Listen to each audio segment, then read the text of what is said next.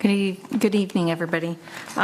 Tonight marks the official start of our budget development season for the 26-27 year school year budget.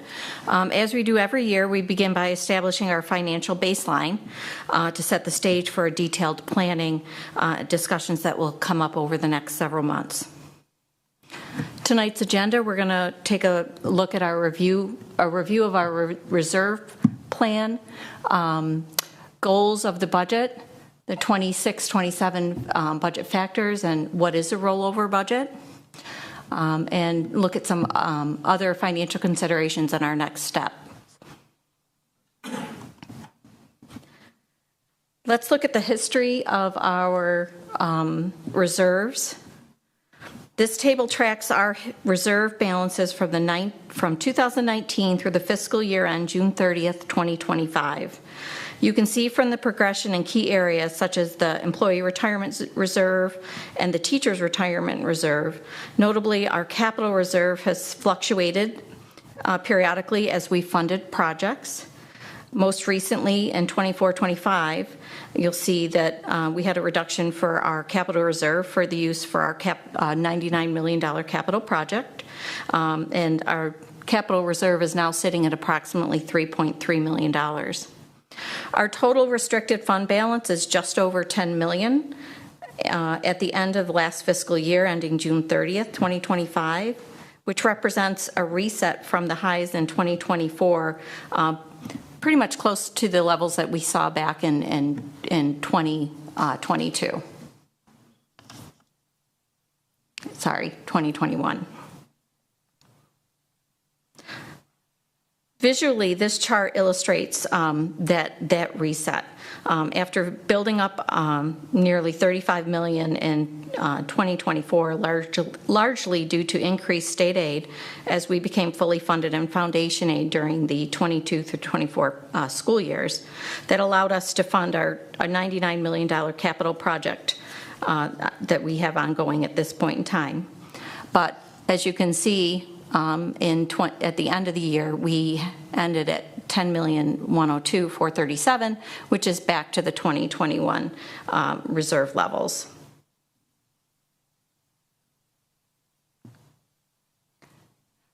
This is our reserves excluding our capital. When you take that away, this kind of represents more of our operational safety net, things like liability, unemployment, and retirement reserves. You'll see a little more stable visualization of that. While our reserves have grown from $3.9 million in 2019 to $6.8 million in 2025, this growth is crucial for long-term stability against unforeseen costs. But you see a little bit of a leveling off in that. Please note too, though, that $6.8 million in reserves really only represents 6.2% of our $109 million budget. So that 6.2% isn't very much. And comparatively to other districts, we should be higher than that. So looking ahead, before we get into some detailed numbers, it's critical that we ground ourselves in our goals for the 26-27 budget. Our primary objective is to maintain the comprehensive education that our community expects and align our resources with the district's strategic plan. Financially, we aim to stabilize our reserves, maximize the value of every dollar, and ensure that we are positioned to generate aid for future years. And of course, as always, transparency throughout this process is a top priority for us. What is a rollover budget? This is a calculation that helps us determine the revenue required to balance next year's budget before making any changes. A rollover budget assumes we maintain our existing staffing levels and apply contractual changes. It does not include any new initiatives, equipment requests, or additions to supplies. It also does not account for retirements. It is strictly the cost to keep doing exactly what we're doing today, but in the 26-27 economic environment. So let's start with personnel. Here's a breakdown, which is, we're a people-driven business. We always say that. This is the largest driver of our budget. Instructional salaries, we're projecting a $1.5 million increase, or 4%. Similarly, we see $550,000 increase in our non-instructional salary, and our fringe benefits is really the biggest significant jump. We anticipate a 10.2% increase in that, which is over $3.2 million due to rising health insurance costs. Overall, maintaining our current personnel cost will cost approximately $5.3 million more next year, with a 6.4% increase. Of course, we did note here, and just so you know, these estimates for the salaries are really based on current contractual parameters, and is as an estimate. Obviously, we will be making adjustments going forward as we refine the budget. So the non-personnel side of things, it's pretty static right now. We're not projecting any changes because this is a rollover budget. We've kept everything flat: equipment, contractual, tuition, BOCES, and debt, showing a 0% change. This is about $26.3 million in our budget, but we do know this will also change as we factor in cost drivers like inflation later on in the budgeting process. On a summary basis for our rollover budget, our current budget this year for personnel and non-personnel items is $109,771,405, which is the budget that we're working under in the 25-26 school year. This is showing a $5.3 million increase, or 4.8% over prior year, just looking at personnel. Obviously, there will be other additional factors that we will have to consider moving forward. Obviously, we need to account for enrollment shifts, consumer price index, which also affects our tax cap and our purchasing power, and of course, ongoing contract negotiations and any specific programming needs identified by our educators. Next steps, where do we go from here? My office and the Assistant Superintendent for Personnel will be meeting with all departments and buildings to assess their specific needs on a personnel basis and a non-personnel basis. We'll then calculate the cost of these requests and present them to District Cabinet for review and to prioritize the requests. Once we receive revenue information for next year, we'll have a better concept of our budgetary parameters. And then over the next couple of months, we'll be meeting, the next few months, we'll be meeting 2 times a month with final budget recommendations to be adopted by the board at the April meeting. So here's our schedule ahead. In January, we're going to look at transportation, operations, security, and building budgets. February, we're taking a look at instruction and pupil services, followed by critical updates to our revenue and the tax cap. We should have more information at that time. In March, we will have a personnel update, as well as any other updated changes. In April, the board will adopt the budget, and in May, this all leads up to the budget vote and the board election. So the rollover budget is our starting line. It clarifies the challenges ahead, which includes finding efficiencies and revenue to cover the baseline increases while still providing innovative education for our students.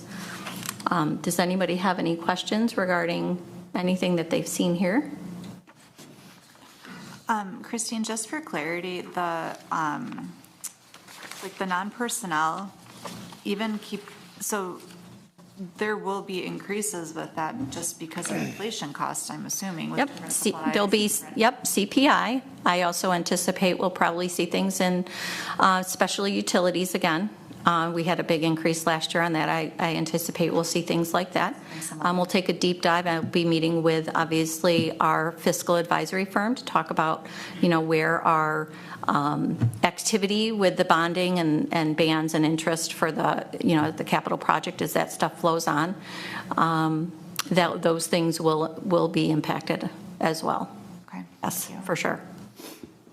And your estimates for the personnel too, obviously there's a big asterisk there because these are estimates, but are they conservative by your estimation or? Well, so if you don't have it in front of you, but last year we were about that on both when you combined the non-instructional personnel and the personnel budgets. We are at 4.79 on the professional. I think I explained a little bit earlier that we had some shifts in personnel from a non-instructional status to instructional status in the last fiscal year, and we made that swing in the budget. So overall, between the two lines, we're about 4% in our salaries. I used that estimation for this one at this point in time.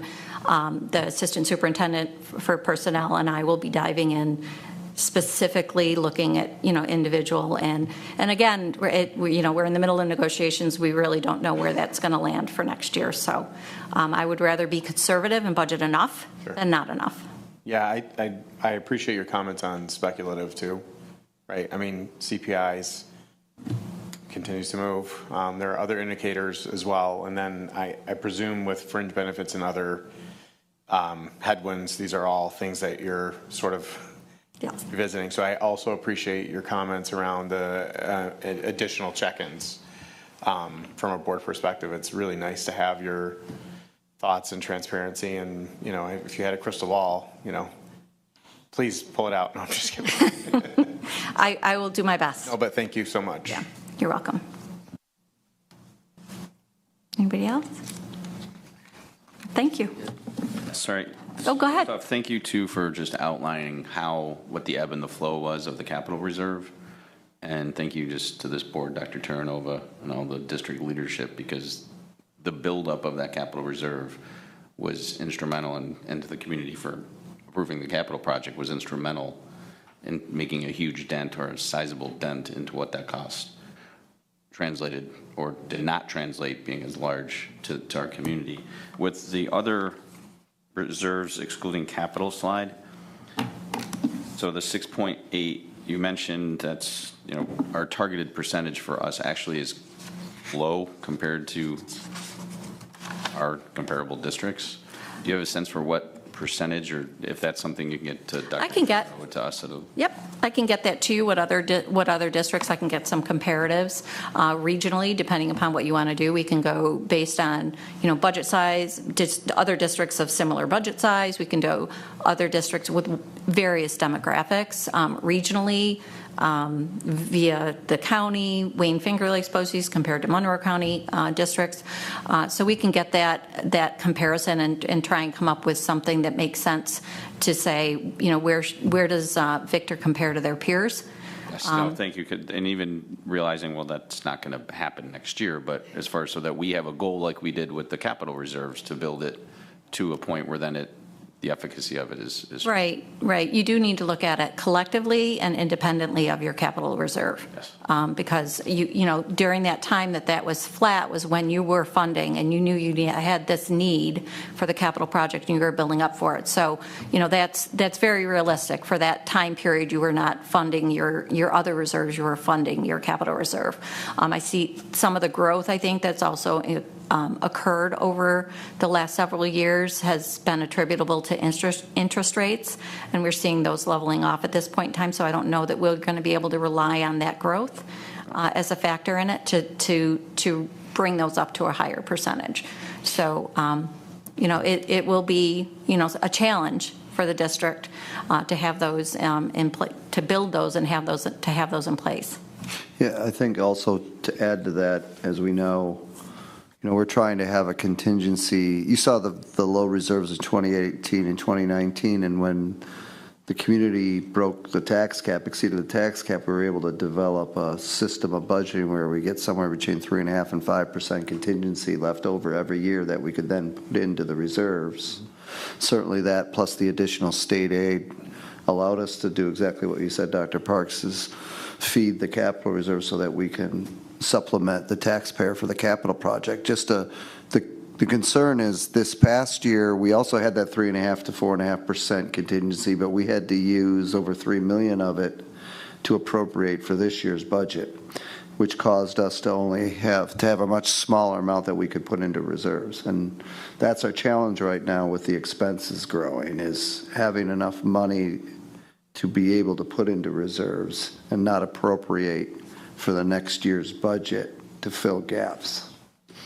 But I do think it's important that you're making the distinction between what is a capital expenditure, CapEx, and an operational expenditure, OpEx. Just keeping that, as much as we can say, hey, here's money that's earmarked for things that we absolutely have to be doing, that we really shouldn't be dipping into another day-to-day operation. I think that's really nice to hear, refreshing to hear, and maybe something we need to keep kind of reminding ourselves as we go forward through this process in particular, not conflating the two things. One is happening with capital improvements, for example, that absolutely have to happen, but we also have this other operational piece that regardless, I think that's important to keep making that distinction. Absolutely. And you're doing it, so thank you. Yeah, absolutely. So, looking ahead, you have a capital project generally about every 5 years, and you want to be able to have enough in your capital reserve to fund the local share, or at least a majority of the local share, to reduce or eliminate the impact on your taxpayers. And that cushion is what you use to build that. So I think looking at them independently, it'll give you a nice visual of where you are in building up for that next capital reserve. So right now, with the capital reserve that, as we presented it tonight, you have sitting in there, $3.2 million to get yourself to, another capital project and a vote in 5 years. How much do you want to put into that to be able to fund a local share, knowing what your aid ratios are? So if you're using the current project as a litmus test, you have a $99 million project, you use $28 million, you still had a slight impact, but you covered most of your local share. So when you have a 65% building aid ratio, you want to make sure you've got 35% to cover that. So we'll be watching it. I did want to say thank you to you, Christine. I know this is your first real full year budget, and this was incredibly helpful. The audit committee meeting the other day was great, and just very appreciative of the work you're doing since you got here. You really jumped up to speed quickly and are doing a lot of good work for our district. Thanks. Thank you. I appreciate that. Have a good evening.